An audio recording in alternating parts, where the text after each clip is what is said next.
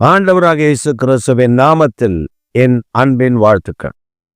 இந்த காலை வேளையில் நம்முடைய தியானத்திற்காக நாம் தெரிந்து கொள்கிற வேத வசனம் யோவான் எழுதின சுவிசேஷம் 6ஆம் அதிகாரம் 56ஆம் வசனம்.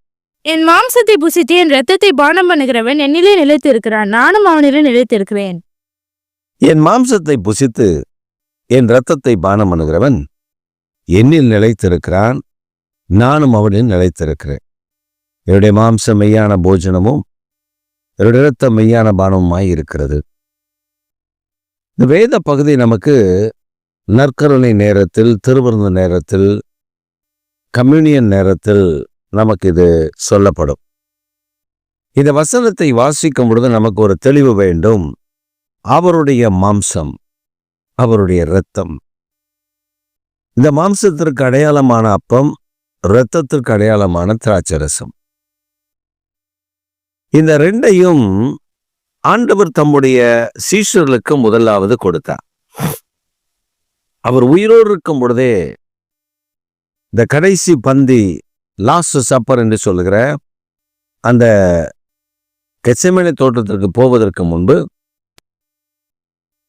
அவர் பஸ்கா பண்டிகை ஆசரித்த கடைசி பஸ்கா பண்டிகை, அதில் அவர் தன்னுடைய மாம்சத்தையும் தன்னுடைய இரத்தத்திற்கு அடையாளமான அந்த மாம்சத்துக்கு அடையாளமான அப்பம், இரத்தத்துக்கு அடையாள திராட்சரசத்தையும் சீஷர்களுக்கு கொடுத்து அதை அவர்கள் கை கொள்ளும்படி செய்தார். இங்கே ஆண்டவர் சொல்லும்போது சொல்றார், என் மாம்சத்தை புசித்து என் இரத்தத்தை பானம் பண்ணுகிறவன் என்னில் நிலைத்திருக்கிறான், நானும் அவனில் நிலைத்திருக்கிறேன். இன்னைக்கு இந்த மாம்சமும் இரத்தமும் புசிப்பதில் அல்லது பங்கு பெறுவதில் பல குழப்பங்கள் நீடிக்கிறது, நடைமுறையில் இருக்கிறது. முன்பெல்லாம் இந்த அப்பத்தையும் திராட்சரசத்தையும் ப்ரிப்பரேஷன் மெத்தட் என்று உள்ளது. இந்த ப்ரிப்பரேஷன் மெத்தடை நான் பார்த்திருக்கிறேன். மூப்பர்கள், வயதானவர்கள், வயதான போதகர்கள் செய்கிறதை நான் பார்த்திருக்கிறேன்.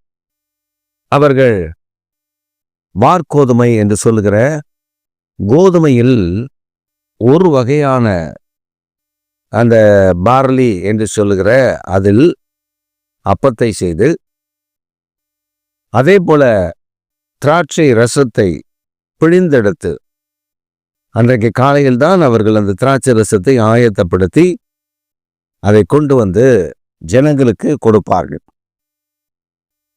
அவர்கள் அப்படி கொடுக்கிற அந்த திருவிருந்தை மிகவும் பயபக்தியாய், நேர்த்தியாய் கொடுப்பார்கள்.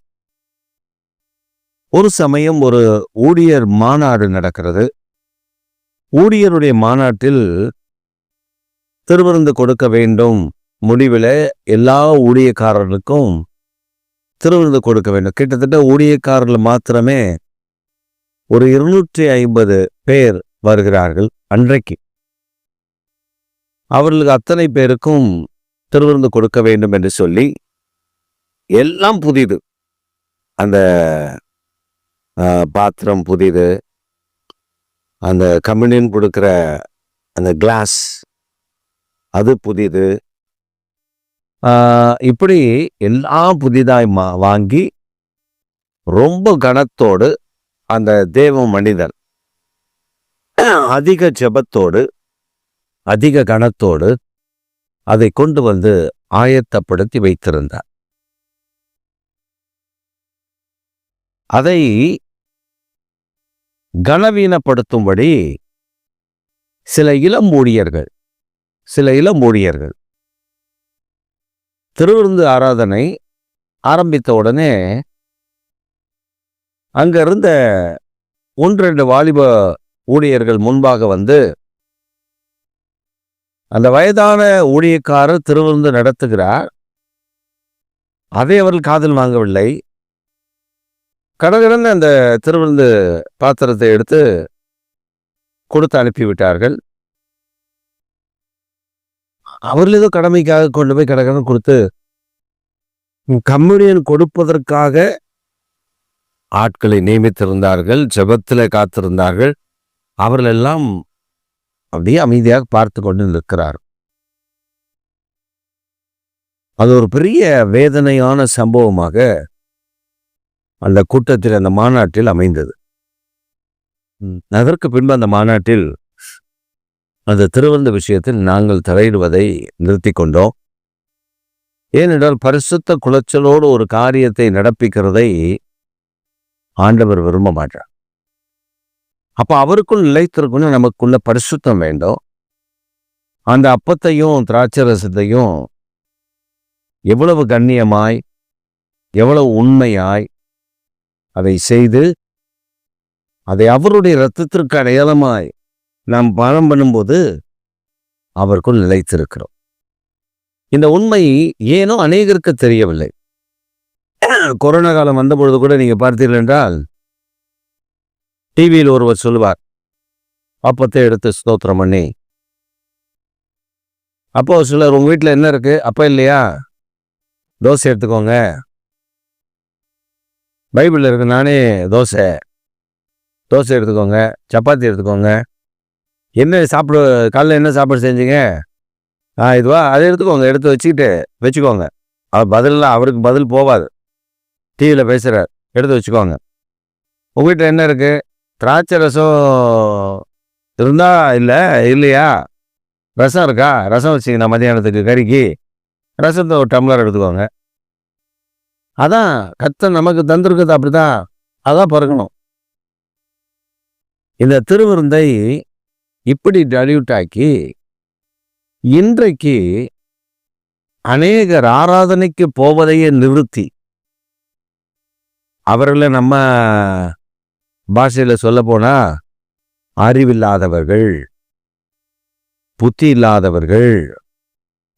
பவுல் சொல்றது போலதான், புத்தி இல்லாத கலாத்தியரே, அப்படிதான் நம்ம சொல்ல வேண்டியது இருக்கு. ஏன்னா சில சபை கூடுதலை விட்டு விடுறது போல இவர்களும் விட்டு விட்டார்கள். திருவந்தானே, அதான் தோசை இருக்கு, ரசம் இருக்கு, ரெண்டையும் வச்சு குடிச்சு கொண்டிருக்கா. ஒருத்தர் சொல்றாரு, பாஸ்டர் நான் இந்த திருவிருந்து எடுக்கலன்னு வச்சுக்கோங்களேன், நான் ஆன்லைனில் எடுத்துக்குவேன். ஆன்லைனில் எப்படி பிரதர் எடுப்பீங்க? நான் கடையில் போய் ஒரு கிரேப் ஜூஸ் வாங்கிட்டு வந்துடுவேன். அந்த கிரேப் ஜூஸ் வாங்கிட்டு வந்து அதை வச்சுக்குவேன். அதில் அவங்க சொல்லும் போது நான் இதை குடிச்சுக்குவேன். அப்போ பாருங்க, தேவனுடைய சரீரத்தையும் இரத்தத்தையும் கனவீனம் படுத்துகிற நாட்கள் பெருகிருச்சு. இப்ப நாம கனமுள்ளவர்களாய் இருக்க வேண்டும், சபை கூடுதலை விட்டு விடாதபடி ஒருவருக்காக ஒருவர் காத்திருந்து அந்த அப்பத்தையும் அந்த திராட்சை ரசத்தையும், அவர் இரத்தத்துக்கு அடையாளமான அப்பம், அவருடைய இரத்தத்துக்கு அடையாளமான திராட்சை ரசம், அவருடைய சரீரத்துக்கு அடையாளமான அப்பம், இவைகளை பயபக்தியோடு வாங்கி புசித்து அவருக்குள் நிலைத்திருக்க கர்த்தர் விரும்புகிறார். இதைதான் 1 கொரிந்தியர் 11ஆம் அதிகாரத்தில் பவுலடியார் சொல்லும் பொழுது சொல்லுகிறார், இதை அபாத்திரமாய் புசிக்கிறவர்கள் மரித்தும் இருக்கிறார்கள், வியாதிப்பட்டும் இருக்கிறார்கள். நீங்கள் இதை அபாத்திரமாய் புசிக்காதிருங்கள், ஒருவருக்காக ஒருவர் காத்திருங்கள். நாம் ஏகோபித்து புசிப்போம் என்று சொல்லும் வரை காத்திருந்து புசியுங்கள். அப்ப நம்முடைய வாழ்வில அவருக்குள் நிலைத்திருப்பதை கண்ணியத்தோடு, கனத்தோடு, அவரை கனப்படுத்தும் விதத்தில் நாம் காரியங்களை செய்ய ஆண்டவர் நமக்கு அனுக்கிரகம் பண்ணுவாராக. இந்த காலை வேளையில் ஒருவேளை நீங்கள் அதை, அந்த நற்கருணையை, திருவிருந்தை, கம்யூனியனை ஒருவேளை நீங்கள் உதாசீனப்படுத்தி இருப்பீர்களே, ஆனால் இந்த ஆண்டவரத்தில் மன்னிப்பு கேட்ட, ஆண்டவரே நான் உதாசீனப்படுத்தின என்னை தயவாய் மன்னித்து விடும், நான் அதை அப்படி உதாசீனப்படுத்தாதபடி உண்மையான இருதயத்தோடு அதில் பங்கு பெற எனக்கு கிருபை தாரும் என்று கேளுங்கள். கிருபை தருவார். அவருக்குள் நிலைத்திருந்த அதிக கனிகளை கொடுக்கும்படி ஆண்டவர் உங்களுக்கு அருள் செய்வார். ஆமென், ஆமென்.